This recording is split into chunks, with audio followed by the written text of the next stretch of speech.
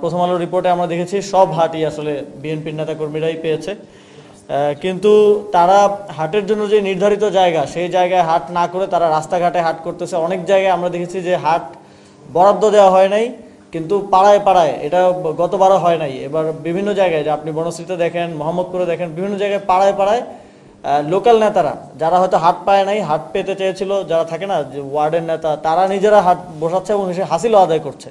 তো এটা আমরা মনে হয় আগে এত বড় পরিসরে দেখি নাই, এবার আমরা দেখছি। আমরা দেখলাম যে মেট্রো রেলের স্টেশনের নিচে হাট বসানো হয়েছে এবং এই পুরো সেটআপটা, এই পুরো ইকোনমিক সিস্টেমটাই বিএনপির স্থানীয় নেতাকর্মীদের নিয়ন্ত্রণে হচ্ছে।